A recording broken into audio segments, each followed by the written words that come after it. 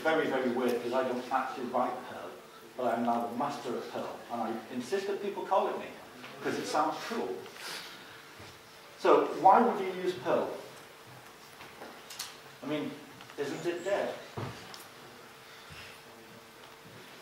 First of all, let's think about what Perl has. It has a very big community. It's got a very vocal community. It's got a very vociferous community.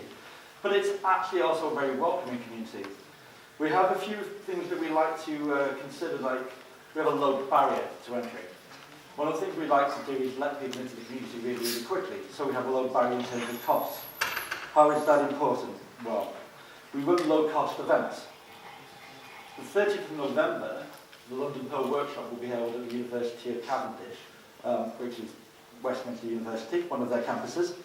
And that has a zero ticket price. So the minimum ticket price is zero. You can choose to pay for a ticket. There are 4 ticket prices above zero. They're a bit more than zero. They're $25.50, $7,500. But they're voluntary prices. They're there just to make sure that we can run the event next year.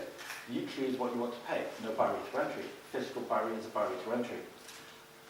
What do you get for that? Well, you get 26 hours of presentations. You're also getting workshops. Learning Perl is one of the workshops. There's a workshop on the template toolkit. These are all free.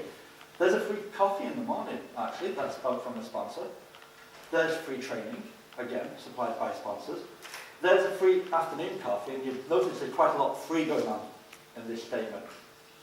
There's also a free gift from the sponsors. Because it's the 10th anniversary, one of the sponsors is giving everybody who signs up before the end of this week a free gift, a personalised gift. There's a free drink in the bar afterwards. That's possibly the most exciting part for everybody. Is that we have about £1,000 behind the bar for people to drink, well, whatever they want afterwards. I recommend soft drinks, of course. I wouldn't recommend anything other. And there's free food, because a different sponsor is giving us free food in the bar. So not only do we have no barrier to entry in terms of ticket prices, we also tend to give a lot of value to our conferences. Now, why do we do that? And it may seem that it's a bit insane. Some people even consider it a little... Well, you provide, yes, it doesn't matter. Yeah. Do you want to do a dance while you're here? Because this will be more fun. Sorry. Thank you. Yes.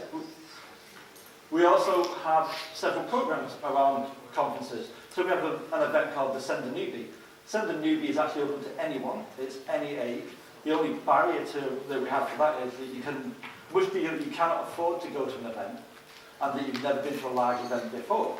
At which point, if you apply for it, we send you to one of the large Perl events. Either in America, we sent some people to Russia. We got them back, don't worry. Well, I think we got them back. I don't know. One of them came from India and the other one came from Romania. I didn't actually check they returned. Now, you might think that can seem a little less professional than an event that's charging £700 a ticket. That's not actually true. The value of what you get from something is not based on the fiscal value that you pay for it. Trust me on this. You'll find that out when you buy a home. So, a little bit about the Perl language then.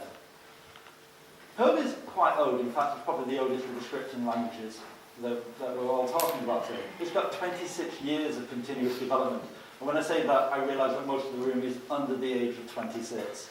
Perl is older than you. It can bitch slap you. You're too young. There are also 2 versions of Perl. That's usually confusing to outsiders. We like to keep it that way. But both of those have had years of development. Perl 5 has been in development since 1994. Perl 6 has been in development since 2000. They're actually developed simultaneously for a good reason. They're not at all the same language.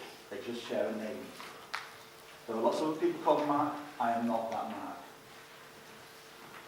There's a large number of books